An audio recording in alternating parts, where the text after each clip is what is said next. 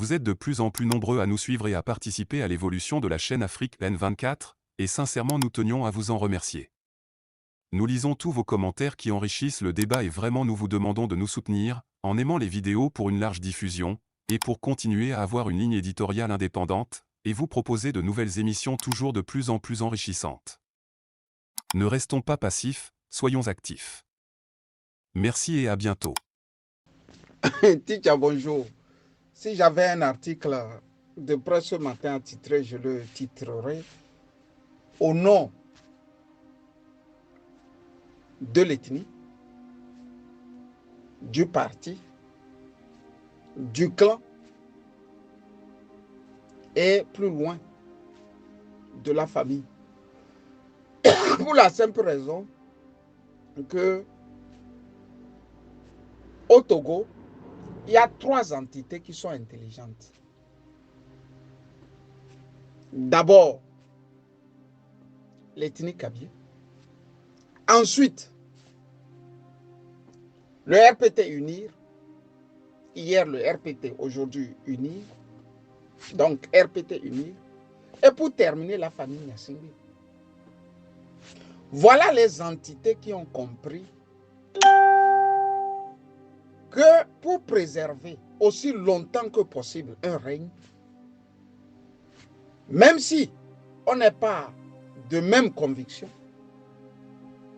on doit absolument être un pour affronter la majorité. On commence par l'ethnie Kabye. On décrit l'ethnie Kabye comme cette ethnie qui souffre parmi tant d'autres au Togo. Ils souffrent tellement qu'ils souffrent encore davantage que les autres ethnies. C'est ce qu'on nous dit. Sauf que toutes les fois que le pouvoir est ébranlé, c'est l'ethnie aussi qui vient au secours de ce pouvoir. Toutes les fois. La dernière fois, le pouvoir était pratiquement par terre. Les Kabyens se sont levés. J'en veux pour preuve cette sortie de cet éminent professeur d'université qui a dit, sur une plateforme dans laquelle j'étais, que ce qui a surpris tout le monde à Kara est que quand Tipi a lancé la révolution, ce sont des populations allogènes qui étaient sorties. C'est les Bassars, les Losso, les Kotokoli, les Évé, bref, les minorités en pays kabyle. La majorité s'est chargée de traquer la minorité. On revient au beau livre de Likia Mbokolo, au cœur de l'ethnie. Ticha. Donc, toutes les fois, Ticha, je dis toutes les fois, qu'il y aura des élections, ce peuple là-bas se lever comme ça. C'est indéniable. C'est-à-dire qu'il faut le reconnaître et le marteler. La preuve aussi, vous pouvez le remarquer avec le Congrès. Le Kabyen ferait tout pour que le pouvoir la reste. Pourquoi c'est comme ça, je ne sais pas. Si ils sont inoculés d'un vaccin très tôt, à bas âge, dans les chambres des mamans, je ne sais pas. Je sais une chose, il y a le réflexe raciste chez l'Allemand. Vous pouvez être des amis, vous pouvez être mari et femme. Il y a des moments, ce réflexe-là réjaillit. Je ne sais pas si c'est le même réflexe que le Kabye a. Je ne sais pas, pour être franc. Mais je vous assure que les prochaines élections, la ville qui va encore nous étonner par la stupidité et la cancrerie viendra aussi de Kara. C'est aussi simple que ça. Sinon, je ne comprends pas qu'il n'y ait pas d'eau, il n'y a pas d'électricité, il n'y a rien à Kara, et qu'on puisse me dire que toute une ethnie soutient un semblable pour la seule raison qu'il est un des leurs. Numéro 1. Numéro 2 maintenant, le parti uni. On a vu le FPI se disloquer en Côte d'Ivoire. On a vu le PDCI se disloquer. On a vu le parti écologiste se disloquer. On a vu en France le PS se disloquer. D'ailleurs, avant même que le PS ne se disloque, aussi naïf que cela puisse paraître, je me suis assis et j'ai écrit une lettre, ou bien un mail, pas une lettre, un mail à Kofi Annan, et j'ai dit à Kofi Annan, il faut quitter le PS. Je m'appuyais sur cet adage en pays thème qui dit que quand tu as appris chez un maître coranique et que tu as fini la lecture du Coran, s'il ne veut pas te libérer, tu te libères. Donc toi, il faut te libérer. Papa, libère-toi du PS. Je ne savais même pas que le PS va être mis en pièces détachées. Fin de course, c'est ce que nous voyons. Mais, quand vous voyez ce qui se passe au RPT Unir au Togo, mais ils ne se querellent jamais. Même s'il y a des antagonismes, ils savent que leur pain, leur vie, leur survie dépend de leur capacité à ne pas se quereller. Ils taient leur querelle. Ils taient leur querelle. Mieux, quand quelqu'un veut exagérer, on l'empoisonne. On le tue de la manière la plus douce. Et tout le monde est aligné comme ça. Je me rappelle en 2002, quand Agbeyome Kodjo avait écrit « Il est temps d'espérer », une pointe du RPT a dit « C'est une tempête, ça va passer ». Effectivement, c'était une tempête. La tempête est passée. Le RPT a été secoué, mais il n'est pas tombé. Pascal Bojona a rebondi. On a dit non, cette fois-ci, ce sont les cerveaux de UNIR. S'ils ne sont pas là, le parti va se déchiqueter. Rien ne s'est passé. Ceux-là qui ne se sont pas bien rangés, on a tué certains, on a jeté d'autres en prison et on a poussé les plus chanceux en exil. Maintenant, ma question. Comment se fait-il qu'eux sont intelligents et nous ne le sommes pas? Pour la preuve que, pour la simple raison qu'à l'UFC, on a vu les gens se disloquer. C'est de l'UFC est née l'ANC. Et nous savons très bien que Pascal Bojona a joué un rôle, c'est un rôle terrible dans la dislocation de l'UFC. Mais quand le même Pascal Bojona a voulu disloquer le RPT Unir lors de leur congrès, qui a sanctionné la mort du RPT et la naissance de Unir, il n'a pas pu. Pascal Bojona n'a pas pu. Il n'a pas pu, il a tout fait. Il a susurré aux oreilles de Faure Gnassingbé. Bon, monsieur le président, vous pouvez aller, nous on va continuer les travaux et après, vous venez maintenant.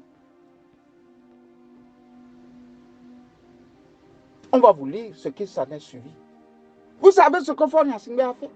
Il est resté. Il n'est pas rentré à la maison. Il est resté du matin jusqu'au soir, jusqu'à la clôture du congrès. Et devant lui, on a proclamé Unir comme nouveau parti, enterrant du coup le RPT. Nous sommes de bons journalistes et de vrais. Quand on vous parle ainsi, c'est que nous avons les preuves. Donc, cessez d'écouter les autres. Écoutez les Togolais. Nous connaissons mieux notre histoire. Quand on a fini au niveau du parti, on tombe maintenant au niveau de la famille Gnassingbé. Voilà une famille qui sait là où elle va. Ils savent que papa a laissé un legs très dangereux. Non seulement dangereux, il a laissé une haine. Une grosse haine. Qu'est-ce qu'ils vont faire? Quand papa meurt, ils se mettent un pour combattre le peuple togolais. Aucun Gnassingbé n'a trahi. Aucun. Ils se mettent un, ils s'alignent derrière un. Pour que le pouvoir reste à la maison. C'est le temps où Emmanuel Gnassingbé a fait campagne. En 2005, pour Fort Gnassingbé. Vous vous en rendez compte? Il aurait pu dire, mais écoute, moi je suis l'aîné, je suis le grand frère. Il me revient de droit d'être président. Non. Il sait que si Fort tombe, le pouvoir quitte désormais la famille. Ils vont faire un.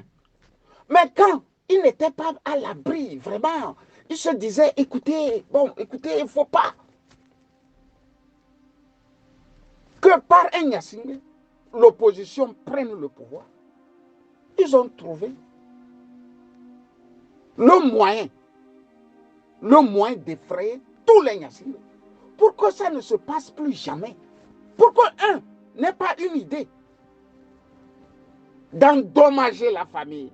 Fin de course, ils ont arrêté Kpacha Gnassingbé. Ils ont arrêté certains Gnassingbé. On les a punis publiquement. On a jeté d'autres en prison. Et depuis, tout est rentré en ordre. Voilà ce qu'on appelle l'intelligence. Depuis, ils nous malmènent, ils nous tuent, ils nous pillent. Et puis bon, tout est normal. Qu'est-ce que va faire notre opposition? On va sortir de ces gens où tu te poses la question. C'est des opposants? C'est qui ça, ces gens-là? Où eux ont-ils grandi? Où eux ont-ils fait les études? Qu'est-ce qu'ils appellent être un opposant, être un homme politique? Regardez ce que Jean-Pierre Fabre va nous servir. Celui-là est imbuvable. Je ne peux pas travailler avec celui-là. Celui-là est ceci, celui-là est cela. Mais qu'on l'aime ou pas, quand Tikpi a lancé sa révolution, lui il est venu vers Jean-Pierre Fabre. C'est là se trouve au fait le diable. Dans le comportement des gens de l'ANC et surtout de Jean-Pierre Fabre. Vous avez vu comment les choses se sont passées après. Petit à petit, ils ont trahi. Quand je dis qu'ils ont trahi,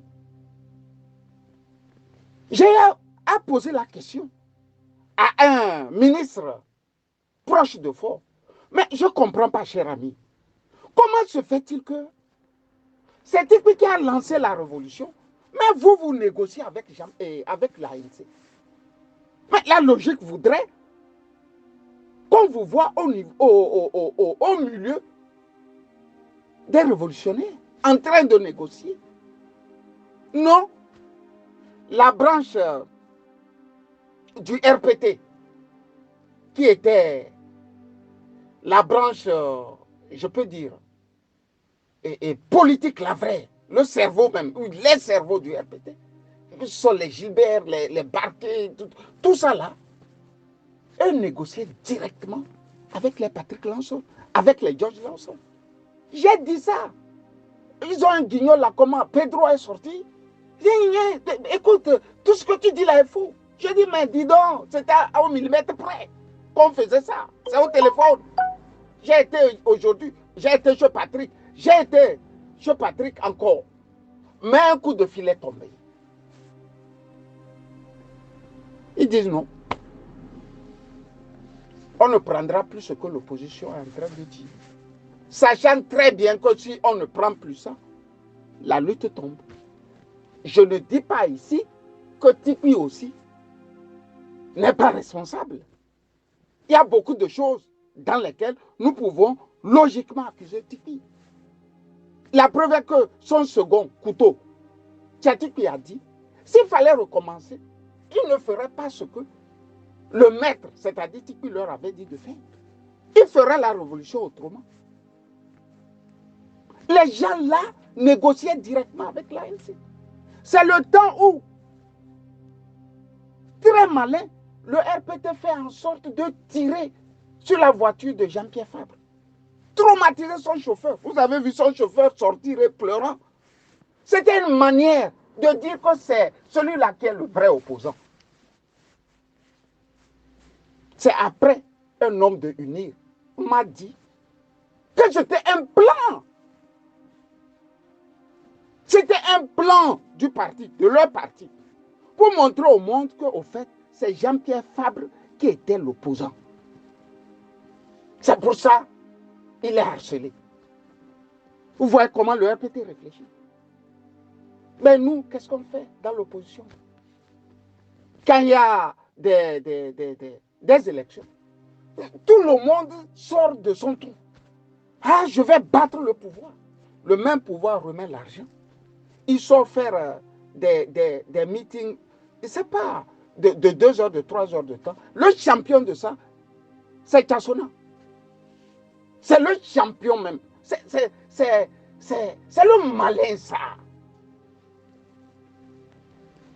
Il sort et puis bon, il calcule. Les fonds là, qu'on leur remet là, lui veut gagner un peu sur ça. À la fin, il n'a même pas 0,1. Bon, c'est parti pour le prochain tournoi. Moi, j'appelle ça des tournois. Les tournois où l'opposition ne gagne jamais. Mais Allah, qu'est-ce qu'on a fait pour mériter ces gens-là? Et la Chine de Tchengachek et de Mao Tse-tung, c'était à couteau tiré. L'autre se réfugie sur l'île de Formose.